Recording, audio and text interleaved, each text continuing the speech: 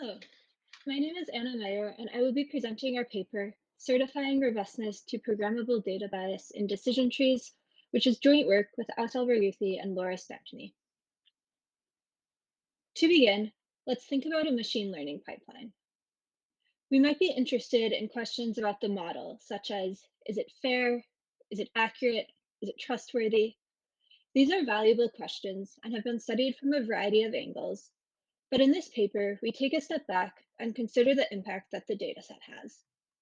We know that if the dataset has various flaws, if it's biased, incomplete, or non-representative, we will end up with a model that's not as accurate or fair as it might otherwise be. Most of the time, our dataset, in fact, will not be perfect. So in this work, we aim to answer the question of what is the impact of biased training data on the model's predictions. More specifically, we want to certify point-wise robustness to data bias in the training data. I'll get into what that means in just a moment, but first I want to highlight a few forms of training data bias to help illustrate what I mean by that, and also that this is a common problem. We focus on three main types of data bias in this paper. Incorrect labels, which may occur, for example, due to historical biases like women being marked as not hired for a job, even though they were qualified. Alternatively, data bias can be in the form of missing data, like if the data curator is neglected to collect data from a minority neighborhood. And finally, data bias can be in the form of fake data, which could come, for example, from fake answers submitted via crowdsourcing. Our conceptual model also allows for stacking types of bias. For example, maybe we think that 10 labels in a data set are incorrect and that we are also missing 20 data points. For the rest of this talk, we're going to focus on the incorrect label case, which I might also refer to as label flipping. Now, returning to our machine learning pipeline, we're going to end up with some model, and then we can use that model to get a prediction on a new input X. We frame the bias robustness problem as follows. For all datasets D prime that are similar to the original dataset D, where similarity is defined as, for example, disagreeing with D on at most n labels, we want to show that the model trained on D, f of D prime, outputs the same prediction for X as the model trained on D, fd of X. Let's look at a specific example. In this dataset, there are two features, circle color and circle value. And then there are two classes that we're trying to predict, either red X or a green checkmark. The naive baseline approach is to enumerate all the data sets that differ from the source dataset by up to the number of labels specified. Here, we're assuming that we can only flip one label. So the top row is the original dataset, the second row we flip circle 0, the third row we flip the label of circle 1, and so on. Then, given our list of all the perturbed datasets, we can train a model on each one and get a set of predictions for X as predicted by each individual model. If all of these predictions agree, then X is robust. And if not, then we have a counterexample to robustness.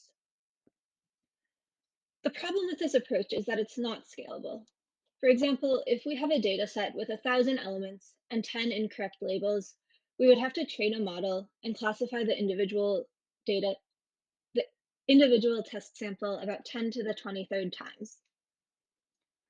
So to recap, we want to prove bias robustness for X, but it's not possible to do this directly or naively. Instead, we use abstract interpretation, which is a technique from program verification. Our goal here is to represent the source dataset and all of its perturbations compactly, and then run that input through an abstract version of our learning algorithm, where in return, we'll receive a large set of models, again, represented compactly. In this paper, we are working with decision trees. So to recap, we want to prove bias robustness, and we're going to do it with abstract interpretation. To motivate how we do that, I'm first going to talk about building a decision tree in the normal, non-abstract case. So we have our sample data set.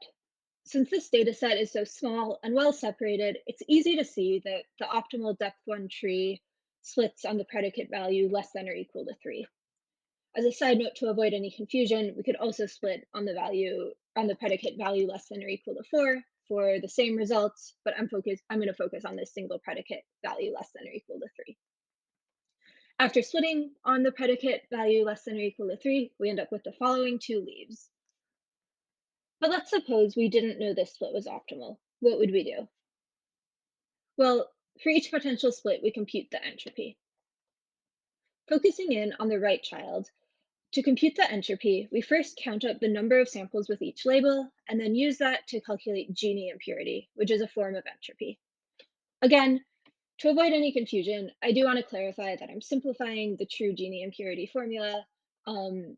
In practice, we sum over both branches, but here I'm just focusing on this single node to be able to illustrate the abstract version of this more simply. So we've calculated Gini impurity, and then if we're trying to figure out what is the optimal predicate to split on, we would repeat this process for each possible predicate, and then choose the predicate whose Gini impurity is smallest. I'm not going to repeat this for every predicate, but if you did, you would find that value less than or equal to 3 is indeed optimal. Now, let's think about the abstract case. I am going to stick with the predicate value less than or equal to 3 for illustrative purposes.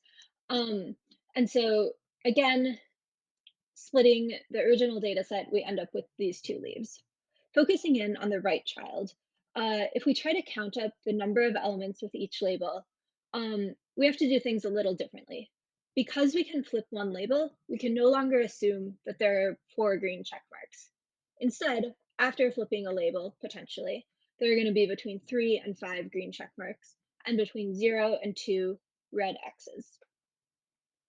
From there, we compute Gini impurity again, but now we lift the algebraic operators into interval arithmetic, and so we end up with an interval of values for the Gini impurity score. We would repeat this process for each possible predicate split, and then figure out which splits are optimal. Since the impurity is an interval, and the intervals corresponding to different predicates may overlap, we might end up with multiple overlapping best splits. That is fine. We just take the entire set and continue working with that as our set of optimal splits. We also handle trees with larger depths, but I'm not going to go into the details of how that works here. To summarize the process, we build an abstract decision tree where all the operators are lifted into interval arithmetic, like the example for Gini impurity that you just saw. Next, we find the prediction for X under each of the trees returned by the abstract decision tree algorithm. And finally, we evaluate whether all the predictions agree. If so, then we say that X is certifiably robust. That means that under the specified bias model, no dataset perturbation can result in a different prediction for X. In this case, we can trust the output of the model on X because it's not arbitrarily altered based on poor data curation. On the other hand, if some of the predictions differ from each other, then the algorithm is inconclusive. It's possible that X is not robust to data bias, but it's also possible that the lack of certification stems from the over approximations made through interval arithmetic. So at this point, we have shown how to apply abstract interpretation to solve the bias robustness problem. But how well does this work on real data sets? We ran experiments on 4 data sets, which were the adult income data set from UCI's machine learning repository, the COMPASS dataset as released by ProPublica, the drug consumption dataset, which is also available from UCI, and MNIST 1.7, which is the handwriting digit recognition task, but limited to just 1s and 7s. The first result I want to talk about is certification rate. That is, for different amounts and types of bias, were we successfully able to certify robustness for test samples? It turns out we were. This table shows certification rates for missing data bias across 3 of the datasets I mentioned and at different levels of bias. The final 2 rows, where it says targeted, limit the bias to a particular demographic subgroup For example, for the adult income data set, we assumed all of the missing data corresponded to women. The columns in this table are the bias amount as a percentage of the training set size, varying from 0.05% of the training set size to 1%. Returning to the top three rows, so this is bias applied indiscriminately with no restrictions, we see that with 0.05% bias, we were able to certify 89% of COMPASS test samples as robust and about 95% for both drug consumption and adult income. Increasing to 0.4% bias, which is one of the middle columns, the certification rate had dropped to 45% for COMPASS and about 60% for adult income, but remained at about 95% for drug consumption. And then at 1% bias, which is the last column on the right, we were still able to verify 85% of the drug consumption samples as robust, but only 9% for COMPASS. At this level of bias, we were not able to complete experiments for the adult income data set because the memory requirements were too high. So that's why those cells are empty. Finally, the color coding on this table corresponds to the size of the perturbation set. That is, the number of data sets that can be created by adding whatever percent missing data that the bias model specifies. We see that all of these bias sets contain over 10 to the 50 elements, and that the adult income bias set sizes are infinite, which is due to the real valued features in that data set. Verifying robustness of a single data point takes under 0.1 seconds for both COMPASS and drug consumption, and typically just a few seconds for adult income. Clearly, this is far, far better than the naive baseline we talked about near the beginning of this talk. We also looked at discrepancies in certification rates between different demographic groups. For the COMPASS dataset, we found that white individuals were certifiably robust at a higher rate than Black individuals, especially as the amount of data bias increases. More experimentation is needed to understand why this trend occurs and how consistent it is while varying other factors such as the train test split. But this is potentially problematic for the deployment of recidivism models in the real world. To conclude, I have walked you through a paper on certifying robustness to programmable data bias in decision trees. We see a number of ways to continue this line of research, including extending the ideas to other machine learning algorithms.